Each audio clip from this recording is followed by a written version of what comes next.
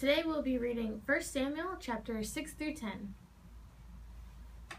When the ark of the Lord had been in Philistine territory 7 months, the Philistines called for the priests and the diviners and said, "What shall we do with the ark of the Lord?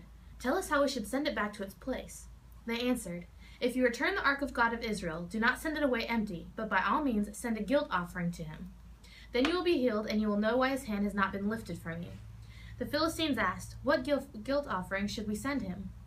They replied, 5 gold tumors and 5 gold rats, according to the number of the Philistine rulers, because the same plague has struck both you and your rulers.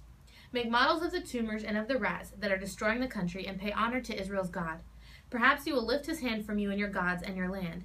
Why do you harden your hearts as the Egyptians and Pharaoh did? When he treated them harshly, did they not send the Israelites out so they could go on their way? Now then, get a new cart ready with 2 cows that have calved and have never been yoked. Hitch the cows to the cart, but take their calves away and pen them up. Take the ark of the Lord and put it in the cart, and a chest beside it. Put the gold objects you are sending back to him as a guilt offering. Send it on its way, but keep watching it. If it goes up to its own territory toward Beth Shemesh, then the Lord has brought this great disaster on us. But if it does not, then we will know that it was not his hand that struck us, and that this has happened to us by chance." So they did this. They took 2 such cows and hitched them to the cart and penned up their calves. They placed the ark of the Lord on the cart, along with its chest containing the gold rats and the models of the tumors. Then the cows went straight up toward Beth Shemesh, keeping on the road and lowing all the way. They did not turn toward the right or to the left. The rulers of the Philistines followed them as far as the border of Beth Shemesh. Now the people of Beth Shemesh were harvesting their wheat in the valley, and when they looked up and saw the ark, they rejoiced at the sight. The cart came to the field of Joshua of Beth Shemesh, and there it stopped beside a large rock. The people chopped up the wood of the cart and sacrificed the cows as a burnt offering to the Lord. The Levites took down the ark of the Lord together with its chest containing the gold objects and placed them on the large rock. On that day the people of Beth Shemesh offered burnt offerings and made sacrifices to the Lord. The 5 rulers of the Philistines saw all this and then returned the same day to Ekron. These are the gold tumors the Philistines sent as a guilt offering to the Lord, 1 each for Ashdod, Gaza, Ashkelon, Gath, and Ekron. And the number of the gold rats was according to the number of Philistine towns belonging to the 5 rulers, the fortified towns with their country villages. The large rock on which they set the ark of the Lord is a witness to this day in the field of Joshua of Beth Shemesh. But God struck down some of the men of Beth Shemesh, putting 70 of them to death, because they had looked into the ark of the Lord. The people mourned because of the heavy blow the Lord dealt them, and the men of Beth Shemesh asked, "Who can stand in the presence of the Lord, this holy God? To whom will the ark go up from here?" Then they sent messengers to the people of Kiriath Jearim, saying, "The Philistines have returned the ark of the Lord. Come down and take it up to your place." So the men of Kiriath Jearim came and took the ark of the Lord. They took it to Abinadab's house on the hill and consecrated Eleazar his son to guard the ark of the Lord. It was a long time, 20 years in all, that the ark remained at Kiriath Jearim, and all the people of Israel mourned and sought after the Lord. And Samuel said to the whole house of Israel, "If you are returning to the Lord with all your hearts, then rid yourselves of the foreign gods and the Ashtoreths, and commit yourselves to the Lord and serve him only, and he will deliver you out of the hand of the Philistines." So the Israelites put their Baals and Ashtoreths and served the Lord only. Then Samuel said, "Assemble all Israel at Mizpah, and I will intercede with the Lord for you." When they had assembled at Mizpah, they drew water and poured it out before the Lord. On that day they fasted, and there they confessed, "We have sinned against the Lord." And Samuel was leader of Israel at Mizpah. When the Philistines heard that Israel had assembled at Mizpah, the rulers of the Philistines came up to attack them. And when the Israelites heard of it, they were afraid because of the Philistines. They said to Samuel, "Do not stop crying out to the Lord our God for us, that he may rescue us from the hands of the Philistines." Then Samuel took a suckling lamb and offered it up as a whole burnt offering to the Lord. He cried out to the Lord on Israel's behalf, and the Lord answered him. While Samuel was sacrificing the burnt offering, the Philistines drew near to engage Israel in battle. But that day the Lord thundered with loud thunder against the Israelites, and threw them into such a panic that they were routed before the Israelites. The men of Israel rushed out of Mizpah and pursued the Philistines, slaughtering them along the way to a point below Bethkar.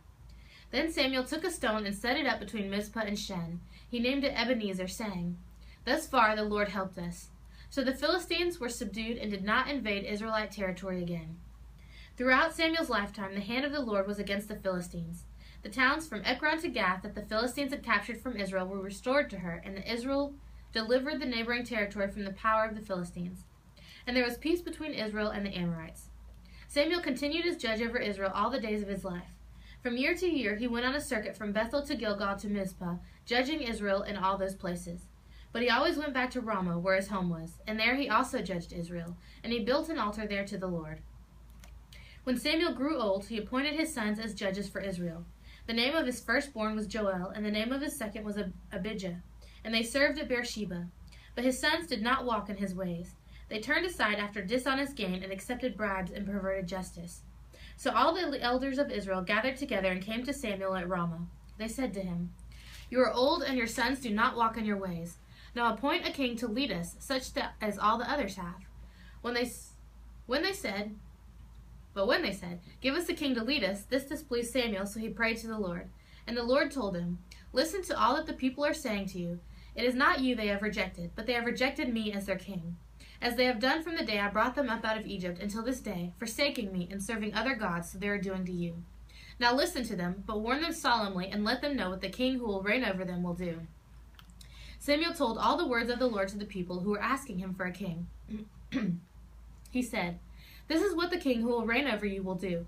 He will take your sons and make them serve with his chariots and horses, and they will run in front of his chariots. Some he will assign to be commanders of thousands and commanders of 50s, and others to plow his ground and reap his harvest, and still others to make weapons of war and equipment for his chariots. He will take your daughters to be perfumers and cooks and bakers. He will take the best of your fields and vineyards and olive groves and give them to his attendants. He will take a tenth of your grain and of your vintage and give it to his officials and attendants. Your men servants and maidservants and the best of your cattle and donkeys he will take for his own use. He will take a tenth of your flocks, and yourselves will become his slaves. When that day comes, you will cry out for relief from the king you have chosen, and the Lord will not answer you on that day." But the people refused to listen to Samuel. "No," they said, "we want a king over us. Then we will be like all the other nations, with a king to lead us and to go out before us and fight our battles." When Samuel heard all that the people said, he repeated it before the Lord. The Lord answered, "Listen to them and give them a king." Then Samuel said to the men of Israel, "Everyone go back to his town." There was a Benjamite, a man in standing, whose name was Kish, son of Abiel, the son of Zeror, the son of Bechorath, the son of Aphiah of Benjamin. He had a son named Saul, an impressive young man without equal among the Israelites, a head taller than any of the others. Now the donkeys belonging to Saul's father Kish were lost, and Kish said to his son Saul, "Take one of the servants with you and go look for the donkeys." So he passed through the hill country of Ephraim and through the area around Shalisha, but they did not find them. They went on into the district of Shalem, but the donkeys were not there. Then he passed through the territory of Benjamin, but they did not find them. When they reached the district of Zuph, Saul said to the servant who was with him, "Come, let's go back where my father would stop thinking about the donkeys and start worrying about us." But the servant replied, "Look, in this town there is a man of God. He is highly respected, and everything he says comes true. Let's go there now. Perhaps he will tell us what way to take." Saul said to his servant, "If we go, what can we give the man? The food in our sacks is gone. We have no gift to take to the man of God. What do we have?" The servant answered him again. "Look," he said, "I have a quarter of a shekel of silver. I will give it to the man of God so that he will tell us what way to take." Formerly in Israel, if a man went to inquire of God, he would say, "Come, let us go to the seer," because the prophet of the day used to be called a seer. "Good," Saul said to his servant. "Come, let's go." So they set out for the town where the man of God was. As they were going up the hill to the town, they met some girls coming out to draw water, and they asked them, "Is the seer here?" "He is," they answered. "He is ahead of you. Hurry now, he has just come out to our town today, for the people have a sacrifice at the high place. As soon as you enter the town, you will find him before he goes up to the high place to eat.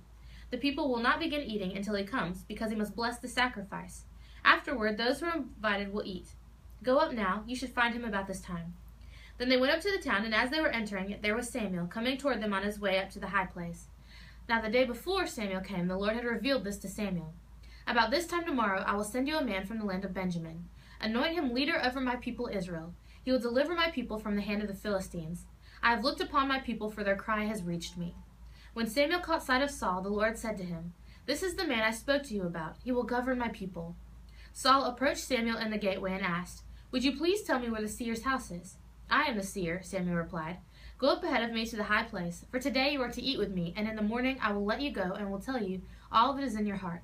As for the donkeys you lost 3 days ago, do not worry about them. They have been found. And to whom is all the desire of Israel turned, if not to you and all your father's family?" Saul answered, "But I am not a Benjamite, but I am But I am not a Benjamite from the smallest tribe of Israel, and is not my clan the least of all the clans of the tribe of Benjamin? Why do you say such a thing to me?" Then Samuel brought Saul and his servant into the hall and seated them at the head of those who were invited, about 30 in number. Samuel said to the cook, "Bring the piece of meat I gave you, the one I told you to lay aside." So the cook took up the leg with what was on it and set it in front of Saul. Samuel said, "Here is what has been kept for you. Eat, because it was set aside for you for this occasion, from the time I said, 'I have invited guests.'" And Saul dined with Samuel that day. After they came down from the high place to the town, Samuel talked with Saul on the roof of his house. They rose about daybreak, and Samuel called to Saul on the roof, "Get ready, and I will send you on your way." When Saul got ready, he and Samuel went outside together. And as they were going down to the edge of town, Samuel said to Saul, "Tell the servant to go on ahead of us." And the servant did so. "But you will stay here a while, so that I may give you a message from God." Then Samuel took a flask of oil and poured it on Saul's head and kissed him, saying, "Has not the Lord anointed you leader over his inheritance? When you leave me today, you will meet 2 men near Rachel's tomb at Zelzah on the border of Benjamin. They will say to you, 'The donkeys you set out to look for have been found, and now your father has stopped thinking about them and is worried about you. He is asking, what shall I do about my son?' Then you will go on from there until you reach the great tree of Tabor. 3 men going up to God at Bethel will meet you there. One will be carrying 3 young goats, another 3 loaves of bread, and another a skin of wine. They will greet you and offer you 2 loaves of bread, which you will accept from them. After that you will go to Gibeah of God, where there is a Philistine outpost. As you approach the town, you will meet a procession of prophets coming down from the high place with lyres, tambourines, flutes, and harps being played before them, and they will be prophesying. The Spirit of the Lord will come upon you in power, and you will prophesy with them, and you will be changed into a different person. Once these signs are fulfilled, do whatever your hands find to do, for God is with you. Go down ahead of me to Gilgal. I will surely come down to you to sacrifice burnt offerings and fellowship offerings. But you must wait 7 days until I come to you and tell you what you are to do." As Saul turned to leave Samuel, God changed Saul's heart, and all these signs were fulfilled that day. When they arrived at Gibeah, a procession of prophets met him. The Spirit of God came upon him in power, and he joined in their prophesying. When all those who had formerly known him saw him prophesying with the prophets, they asked each other, "What is this that has happened to the son of Kish? Is Saul also among the prophets?" A man who lived there answered, "And who is their father?" So it became a saying, "Is Saul also among the prophets?" After Saul stopped prophesying, he went to the high place. Now Saul's uncle asked him, his servant, "Where have you been?" "Looking for the donkeys," he said. "But when we saw that they were not to be found, we went to Samuel." Saul's uncle said, "Tell me what Samuel said to you." Saul replied, "He assured us that the donkeys had been found," but he did not tell his uncle what Samuel had said about the kingship. Samuel summoned the people of Israel to the Lord at Mizpah and said to them, "This is what the Lord, the God of Israel, says. I brought Israel up out of Egypt, and I delivered you from the power of Egypt and all the kingdoms that oppressed you. But you have now rejected your God, who saved you out of all your calamities and distresses. And now you have said, 'No, set a king over us.' So now present yourselves before the Lord by your tribes and clans." When Samuel brought all the tribes of Israel near, the tribe of Benjamin was chosen. Then he brought forward the tribe of Benjamin clan by clan, and Matri's clan was chosen. Finally Saul, son of Kish, was chosen. But when they looked for him, he was not to be found. So they inquired further of the Lord, "Has the man come here yet?" And the Lord said, "Yes, he has hidden himself among the baggage." They ran and brought him out. As he stood among the people, he was a head taller than any of the others. Samuel said to all the people, "Do you see the man the Lord has chosen? There was no one like him among all the people." Then the people shouted, "Long live the king!" Samuel explained to the people the regulations of the kingship. He wrote them down in a scroll and deposited it before the Lord. Then Samuel dismissed the people, each to his own home. Saul also went to his home in Gibeah, accompanied by valiant men whose hearts God had touched. But some troublemakers said, "How can this fellow save us?" They despised him and brought him no gifts, but Saul kept silent.